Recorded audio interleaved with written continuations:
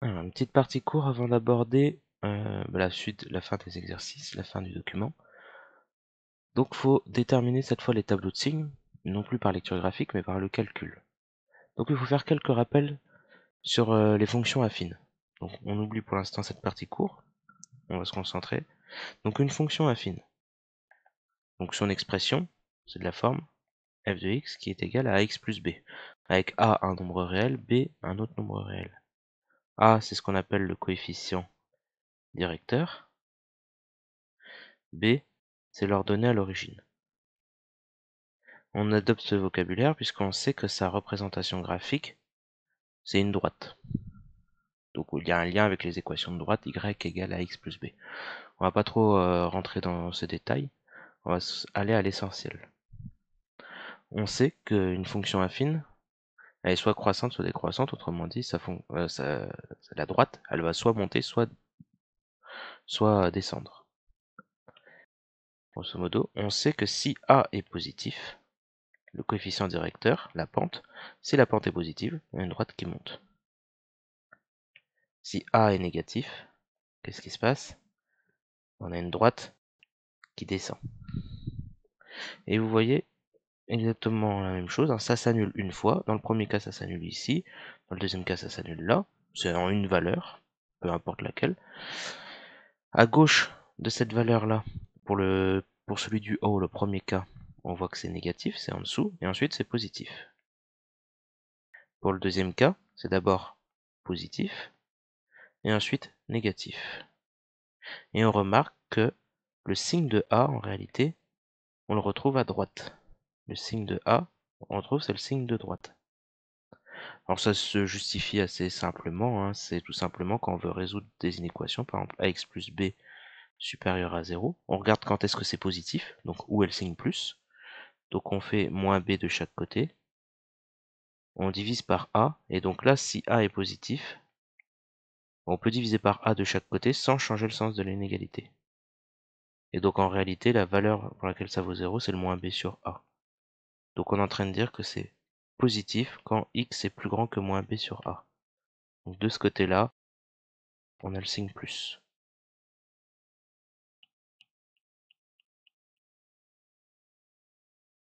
Hop. Donc ça ne change pas. Et si a est négatif, vous savez que quand dans une égalité, on reprend à gauche là, si a est négatif, quand on divise par un nombre négatif de chaque côté, bah on change le sens des inégalités. Donc on retrouve le moins b sur a, le moins b sur a, et on voit que ax plus b est positif quand x est à gauche, inférieur à moins b sur a. Donc on retrouve bien ce cas-là, il n'y a pas de problème. Donc ça c'est la démonstration, si vous n'avez pas trop suivi la fin, c'est pas trop grave.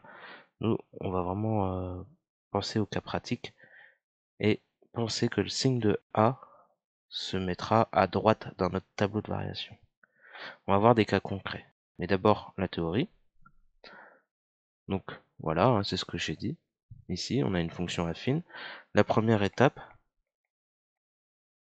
c'est de savoir quand est-ce que ça vaut 0. On résout ax plus b égale 0. On résout, et on avait dit qu'on trouvait moins b sur a. Très bien. On s'en fiche hein, de la valeur, on verra bien comment ça se passe. Avec les valeurs précises dans les exercices. Ensuite, quand on fait notre tableau de signes, ax plus b, il faudra regarder le signe de a. A, il vaut une certaine valeur. On met entre moins l'infini et plus l'infini, par exemple. Un moins b sur a, ça vaut 0. Cette valeur-là, on la met ici. Et ensuite, le signe de a, on le met soit là, on le met là. Si c'est positif, on mettra plus là et moins là. On peut retenir ça comme ça. Il y a plein de façons hein, pour retenir ça. Donc la justification, c'est ce que j'ai dit avant. Hein, c'est on a une fonction croissante ou décroissante et ça s'annule à un certain moment, donc c'est plus ou moins d'un côté ou de l'autre. Donc ça, c'était la deuxième étape, hein, la construction du tableau. Et une autre façon de voir ça, on verra sur un exemple concret. Donc un exemple concret, f de x égale 2x moins 10. Donc on a dit que la première étape, c'était résoudre 2x moins 10 égale 0. Très bien. Donc je fais plus 10 de chaque côté. C'est-à-dire que j'enlève le moins 10, je le fais passer à droite. Hein. ça fait 2x égale 10, et je divise par 2 ensuite de chaque côté, de telle sorte à éliminer les deux à gauche, ce qui me donne 10 sur 2, ce qui veut dire 5. J'ai trouvé la valeur pour laquelle ça s'annule. Super. Maintenant, je fais mon tableau de signes. Donc on travaille sur l'intervalle R, c'est-à-dire je vais de moins l'infini à plus l'infini. Vous vous souvenez, hein, on met les valeurs extrêmes. Alors je vais pas mettre f de x, je vais mettre 2x moins 10. C'est pareil.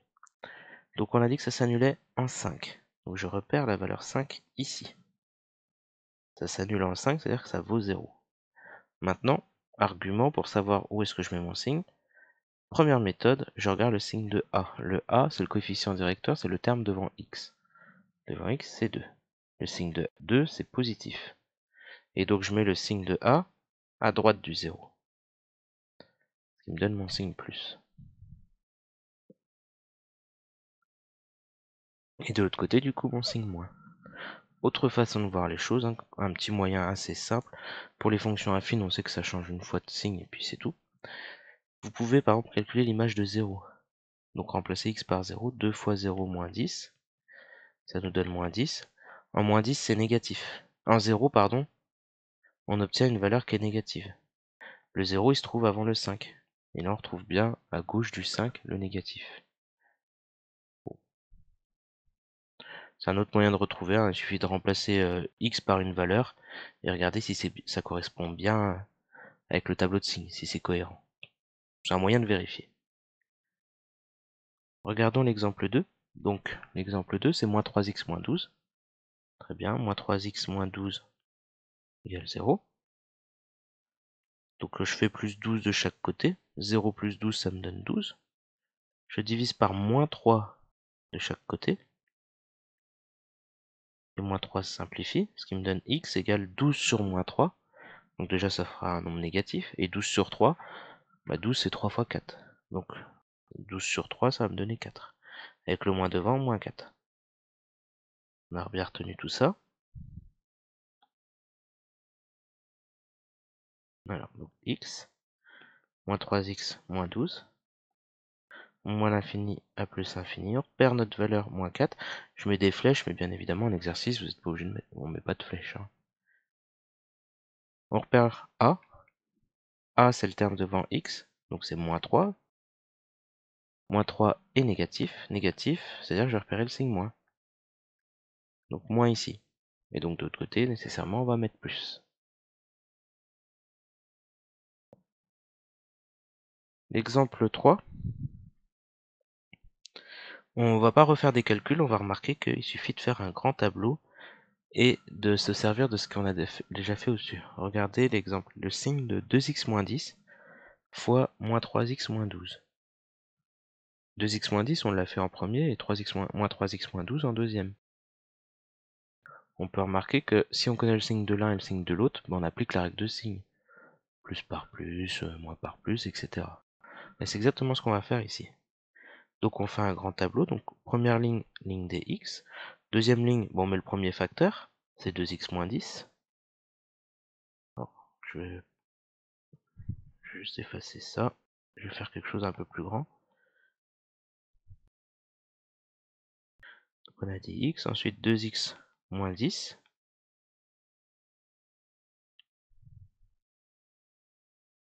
Pardon, on va y arriver. Hop. Moins 3x moins 12. Et ensuite on met le produit des deux, donc 2x moins 10, facteur de moins 3x moins 12, ce que je veux. On met les bornes pour x. Donc on travaille sur R, donc de moins l'infini à plus l'infini. Maintenant, il faut être très méthodique. Imaginons que là on va faire comme si on va faire en utilisant les tableaux, et ensuite on verra comment on aurait pu faire sans utiliser les tableaux. Donc on va mettre les valeurs de x, donc celles pour lesquelles, pour lesquelles ça s'annule. On a vu qu'il y avait le 5 et le moins 4 à mettre. Donc on va mettre ces valeurs-là. Attention, on va pas mettre 5 en premier puis moins 4. On va les mettre dans l'ordre croissant. Donc d'abord moins 4 qui est le plus petit, ensuite 5. Maintenant, ce que tout le monde ne fait pas, mais moi ce que je vous demande de faire, ça sera plus simple pour vous repérer, c'est de tracer des grandes barres. Au niveau du -4 et du 5, ça vous permettra d'être bien organisé quand vous ferez votre tableau. Et une fois qu'on a ça, on peut commencer à réfléchir. Regardons la ligne de 2x-10. 2x-10, ça fait référence au tableau qui est tout en haut. Donc le tableau que j'encadre là. Voilà. Donc ça s'annule en combien? C'est-à-dire que on a mis notre 0 à quel niveau? On l'a mis en dessous du 5, qui est entouré en rouge. Donc c'est-à-dire, dans la ligne 2x-10 dans mon tableau tout en bas, je vais mettre le 0 au niveau du 5. Voilà. Maintenant, quand vous regardez bien, on regarde les signes, on retourne dans le tableau tout en haut, on voit que à gauche du 0, c'est un signe moins, et à droite du 0, c'est un signe plus. Donc, je refais la même chose, je regarde au niveau du 0, c'est au niveau du 5, à gauche, c'est un signe moins, ah mais il y a deux cases, ah ben, je vais mettre 2 fois le signe moins, et à droite, signe plus. Parce que dans le tableau, il y a signe plus. Je refais le même procédé pour la ligne de 3x-12, la ligne suivante. Je regarde le tableau juste au-dessus. Le moins 3x-12, j'ai mis un 0 avec une barre au niveau du -4. Ben là, je vais faire pareil au niveau du -4. Qu'est-ce qui s'est passé au niveau des signes?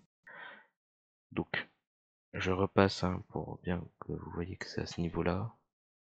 Donc c'est ici qu'on regarde. J'ai commencé par le signe plus à gauche du 0, puis ensuite le signe moins. Donc je refais la même chose. Au niveau du -4, c'est le 0. À gauche, c'est signe plus, on m'a dit, et à droite, signe moins.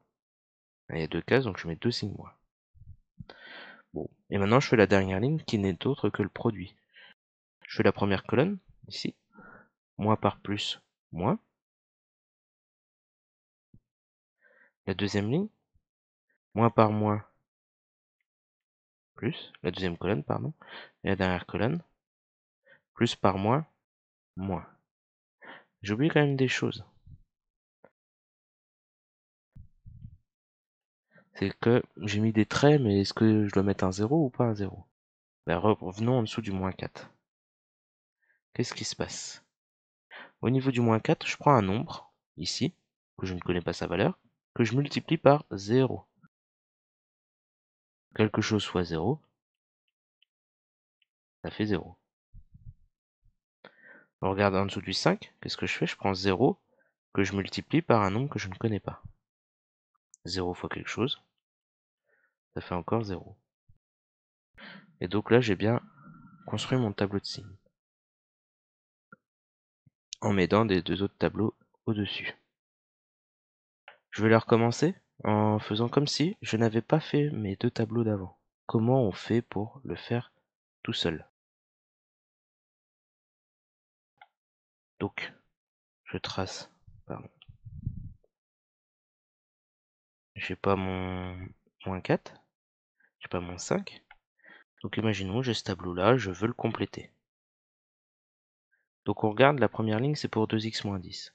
Donc je fais 2x-10 égale 0. Je ne vais pas tout refaire, hein. Grosso modo, ça revient à chercher l'autre équation, on trouve x égale 5. Donc je mettrai dans mon tableau le x égale 5. Et ensuite, je fais la même chose pour la deuxième équation, moins 3x-12 égale 0. Je résous, je vais trouver x égale moins 4. Donc là, j'ai résolu mes deux petites équations, maintenant je peux les mettre. Il faut d'abord résoudre les deux équations. Donc je mets d'abord moins 4, je trace mon trait, je mets mon 5, je trace mon trait. Donc je suis lancé, 2x-10 pour pour la deuxième ligne, ça s'annule en 5, donc je peux mettre mon 0 au niveau du 5, et moins 3x-12, ça s'annule en moins 4, c'est ce qu'on a mis tout à droite, donc je peux mettre mon 0 à ce niveau-là. Et maintenant, il faut que je mette les signes. Je prends une autre couleur. Le 2x-10, le terme devant x, c'est 2, positif. Donc je mets ça à droite du 0 que j'ai mis dans cette ligne-là. Plus, et donc de l'autre côté, je mets que des moins. Pour la ligne d'en dessous, A, c'est moins 3, c'est négatif. Donc je mets moins à droite du 0. C'est là, il y a deux cases, donc et là. Donc c'est le signe de A, donc moins, moins, et donc de l'autre côté du 0, je mets un signe plus. Et maintenant, règle de signe, et règle qu'on a dit, hein, moins par plus, moins par moins plus, moins, et j'oublie pas les zéros. Voilà. Ça, c'est si jamais on n'avait pas fait les questions 1 et 2. Maintenant, résoudre l'inéquation, le produit inférieur strictement à 0. Donc on va repérer bien évidemment, comme c'est inférieur à 0, le signe moins ici et là.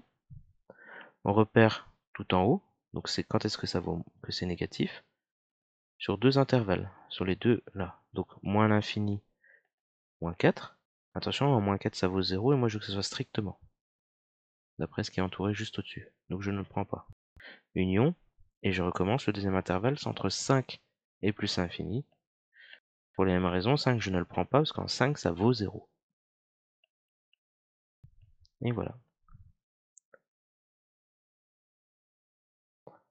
Maintenant, alors imaginons que dans les exercices, quand on fera des exercices concrets liés à des problèmes, on ne travaillera pas sur l'intervalle moins l'infini plus l'infini. Parce que généralement, je sais pas, x va représenter un certain nombre, nombre de quantités d'objets, une quantité d'objets qu'on va vendre, ou produire, etc. Peu importe le problème.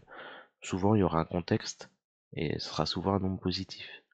Donc imaginons qu'on se retrouve avec une étude de signes pour lequel, quand on résout l'équation, notre valeur est en dehors de l'intervalle qu'on voulait. Donc ça, c'est l'exemple, le dernier exemple, qui est déjà tout est déjà écrit. Je veux résoudre, étudier le signe de 2x moins 10 sur l'intervalle 0,3. Voilà ce que j'ai encadré. Sauf que quand j'ai résolu 2x moins 10 égale 0, ce qui était la première étape, j'ai vu que ça s'annulait en 5. Et si ça s'annule en 5, c'est en dehors du 0,3. Et quand je construis mon tableau, quand je mets les limites, je mets mon 0 tout à gauche et 3 tout à droite. Donc il n'y a pas de 5 à mettre entre 0 et 3, c'est absurde. Donc quand je suis dans ce cas-là, ce que je peux faire, c'est de faire un grand tableau, comme on a fait tout à l'heure, moins l'infini plus l'infini, je mets mon 5, je fais mon tableau de signes comme tout à l'heure, je remonte, hein.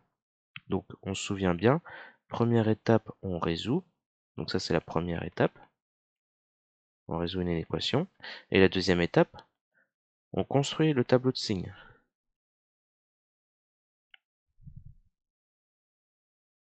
Donc je construis mon tableau de signes tout en haut, hop. Et donc, une fois que j'ai construit, je mets mon intervalle 0,3. 0 et 3 sont bien inférieurs à 5. Et donc, ça va me donner ce petit tableau de signes là, qu'on va reproduire ici. Voilà. On n'oublie pas aussi comment on fait pour 2x moins 10 facteur de moins 3x moins 12. Hein. Je vous en remontre un rapidement. Par exemple, si je vous demande d'étudier le signe de, je sais pas, 10x moins 5 facteur de moins 5x plus 1. Oui, plus 25. Pourquoi pas. Sur moins l'infini plus l'infini. Ok. Donc ce que vous pouvez faire, c'est de vous dire déjà, je dois résoudre 10x moins 5 égale 0. Et aussi moins 5x plus 25 égale 0. Comme ça, vous aurez vos deux valeurs à donner dans votre tableau de variation. Dans votre tableau de signes, pardon. Donc 10x moins 5 égale 0. Ça me donne 10x égale 5. X égale 5 sur 10. X égale 0,5. Prenez votre temps pour faire ça, vous trouvez 0,5, 1 demi. Bref. Pour la deuxième équation, on résout aussi, moins 5x égale moins 25. On divise par moins 5 de chaque côté. Ce qui me donne x égale, moins par moins, ça se simplifie, 25 sur 5, 5. Ok, là j'ai mes deux valeurs, 0,5 et 5. Je peux construire mon tableau. Donc on a dit qu'on commençait par 10x moins 5. Ensuite moins 5x plus 25. Et ensuite le produit, 10x moins 5, facteur de moins 5x plus 25.